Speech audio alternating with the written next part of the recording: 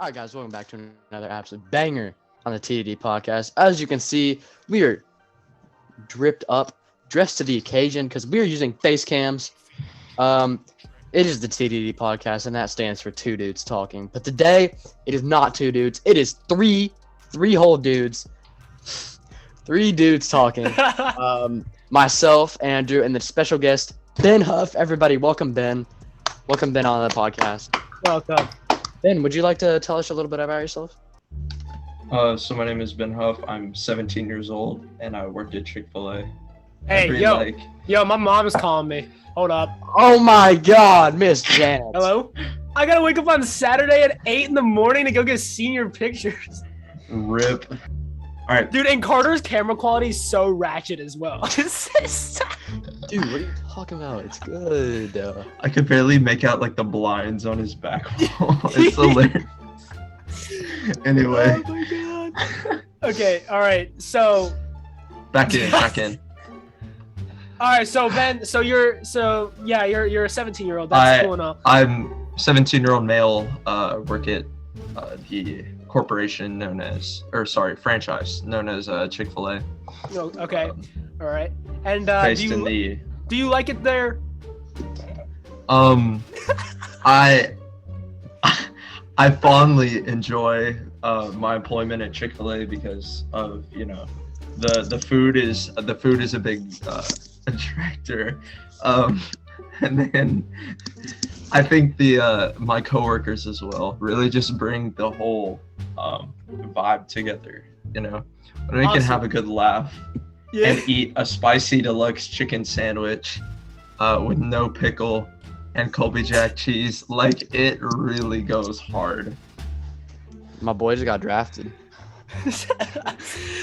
Yeah, awesome. All right, well, we appreciate you coming on for this as our official first episode of using face cams, and probably our last, depending on the quality and effort that we've gone through. Guys, this is our fourth attempt at this video. We've sat here through two whole entire 40-minute Zoom calls trying to get this to work and failed. This is our third, and Carter's playing with his penguin. So today's topic is going to be sports hot takes, just whatever our hot takes are. We'll just start off with our special guest. Ben, what is your hot takes for this upcoming season? Okay, this is actually might surprise some people, but the Minnesota Vikings can easily win the NFC North this year. I believe that's my hot take this year, because when you think about it, the experience with Green Bay, they're obviously their biggest competitor in the division, just losing Davante Adams. And I believe we will see Green Bay fall apart this year, even though Aaron Rodgers is coming back and everything. I just don't think it'll be the same kind of team that we've seen. Aaron Rodgers can't just like lob it to Davante in the red zone every single time they get down there. And Green Bay hasn't had like a real steady like running back core, unless you count like Aaron Jones. And Aaron Jones he really showed up last season. But yeah, it's only been 5 seasons since the Vikings have made it to the NFC Championship game, Minnesota Miracle, all that.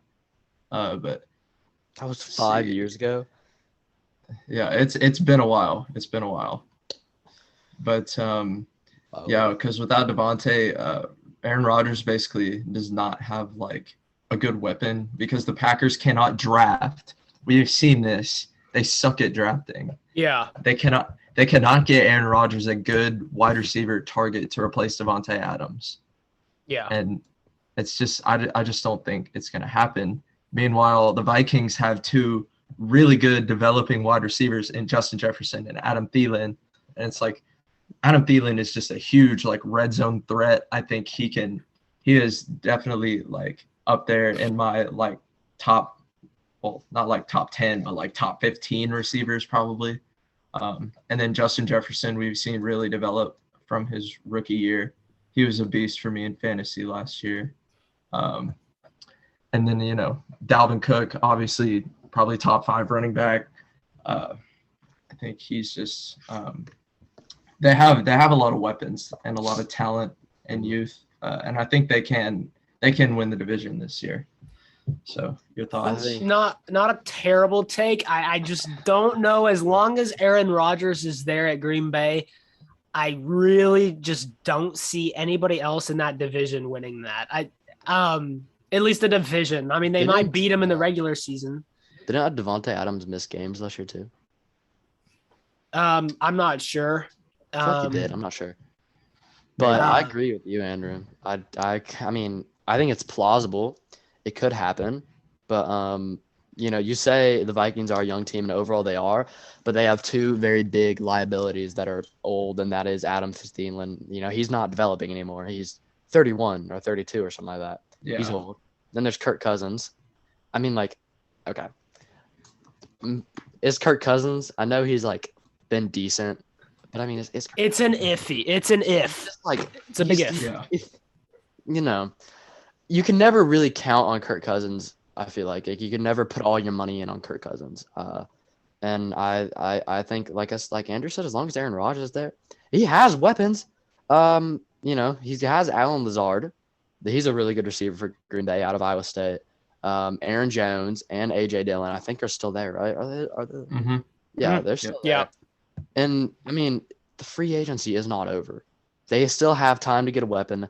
I do agree that the loss of Devontae Adams and Martez Scanley, dude. Yeah. That's big losses for them, obviously, and they do need to replace those losses. But there is still time to do that. And then you also have to think, if Detroit really is not looking that bad right now. Their only big liability that they're lacking at is going to be quarterback with Jared Goff. Jared Goff, and we've seen Jared Goff put together good seasons. Like Jamison Williams, Amon-Ra St. Brown, Jared Goff, and then their running back, Yonder Swift.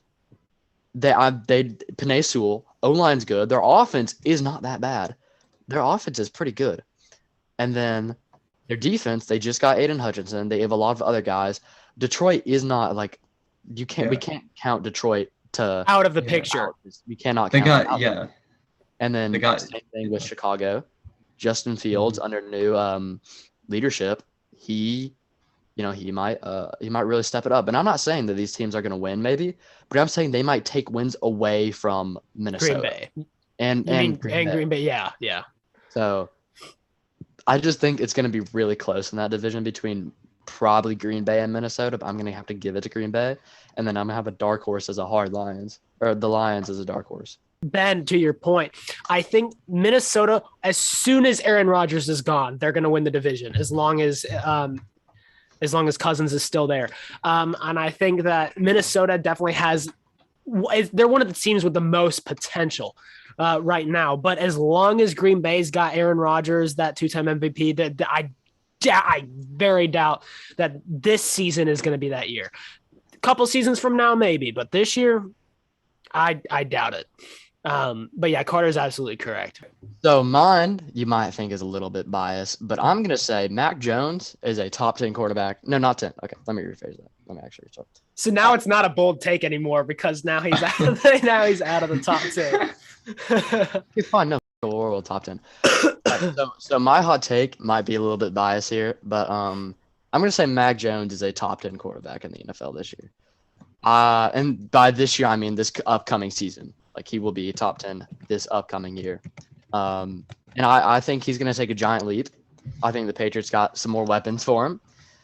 Not as much as I'd like, but we definitely got him some more talent. And I do think he has a potential. I think he has a maturity. And I think he has that sneaky athleticism that a guy I don't know, who's some white guy that's low-key a little bit athletic. Like Joe Burrow, slightly athletic, white dude that kind of is surprises you. You know what I'm saying? And I think he can use these to advantage and genuinely become a top 10 quarterback because he's already on the fringe this year. According to stats, he's the 13th best quarterback last season. So I think he really can make that jump because who's above him? Ryan Tannehill, Jimmy Garoppolo, Jalen Hurts. I mean, Kyler Murray, Derek Carr, Dak Prescott. like I think he definitely has more potential than a lot of those guys. And I think he's in a better situation than a lot of those guys. Because, look at Tannehill. They just drafted Malik Willis, basically his replacement, Mhm. You look at Garoppolo. We don't even know if he's going to have a starting job next year. Trey Lance got it. He did, like, officially? No, he's got it locked up though, pretty much, I would say. No, Jimmy G did take him to the playoffs. Whatever though. But yeah. Then again, there's like Dak Prescott, who's like mid.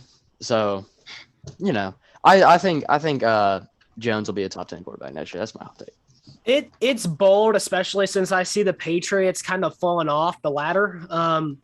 I think that their drafting and their offseason moves have not been the greatest we've ever seen. And I know Bill Belichick, he's getting older, but they also don't have Tom Brady or any of their like superstars.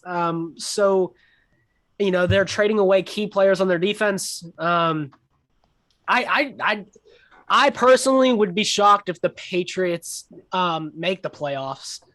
I just see them going on a downwards hill. I just do. They don't seem that powerful, but I hope that is a bold take, and I hope that Mac Jones proves that wrong, or proves your take right, my take wrong, because I like Mac Jones a lot, but he's got a lot to work with this upcoming season. Yes, especially now that the Patriots, their Bill Belichick's pro strat of taking as many running backs as possible and switching them out every 3 plays is continuing to pay off, because the Patriots just signed, Ty Montgomery, the wide receiver running back, who is originally from Green Bay.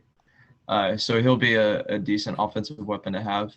And then they also re-signed James White, their former, running back, back to the squad. But but the only thing is like age might be a factor with those players. But I still think Mac has a pretty decent offense. But as you can see, the whole Hunter Henry pickup and the Jonnu Smith pickup from the Titans did not really work out last season for New England. So What do you mean? That's Hunter Henry was really good last year. Hunter Henry was good. Jonnu Smith was a bust. That's all I'm saying. We just didn't utilize him. Yeah. Well, and that's the thing. That's the thing that Mac Jones has to do, is utilize all of his receivers in order for him to be top 10. It's not Mac Jones. It's the offensive coordinator. Jonnu Smith just did not get as much snaps. Promise. Jonnu Smith just. Speaking of, Patriots don't have Josh McDaniels anymore, so that's something they're gonna have to adapt to, because he went to the Raiders. I think personally, and that is actually part of my take, that move right there. But I think that would work out better for the Patriots, because you're not getting limited to these running back rotations, and you're allowing Mac Jones to freely do whatever, he wants. Mac Jones should be the one who is, reading the defense, calling the plays. The offensive coordinator's there, but like Tom Brady, you let Brady become great because you let him do the reading of the field. You let him do the stuff. And that makes a great offense, and it's a dynamic offense. And I think if Bill Belichick wants the Patriots to succeed like they once did, and Mac Jones to become a top 10, even possibly a top 7 quarterback, you're going to need to let him have that freedom. And I think the release of Josh McDaniels could do that for him. But like I said, he's going to have to adapt. That's the biggest thing. I think that Derek Carr could be, I'm not saying he will be, because I think it's going to be between Josh Allen and him, but I think that he has a severe chance to go in the run of MVP. Reason being is he was dancing with the 5,000 yard mark last year without Devontae Adams. I know that's not like the whole spread of their offense, but you've got a new or offensive coordinator coming in. You've got the John Gruden stuff out of the way. You got Henry Ruggs. We know what happened to him. We covered that a while ago. So you take that out of the picture, but you bring in Devontae Adams, who is miles better than Henry Ruggs. And then you've got Hunter Renfrow as well, who went absolutely ballistic last year. He was like the underrated version of Cooper Kupp. So it's a bold take, but I think that the Raiders have a very strong chance to not only win their division, but I also think that Derek Carr has a severe chance to be in the MVP frontrunners, like top 4. I agree with that take, and especially with Derek Carr coming off his hottest season as a Las Vegas Raider. He threw for 4,804 yards last season, which is by far his best by about like 700 yards. As you said, he's dancing with that 5,000-yard mark. And with the addition of those, key free agent targets, and now, Oakland with all the crime stuff and the controversy out of the way. Yeah. I think that they can finally refocus and project Derek Carr to be in that top 7, top 5 conversation, probably in the MVP running.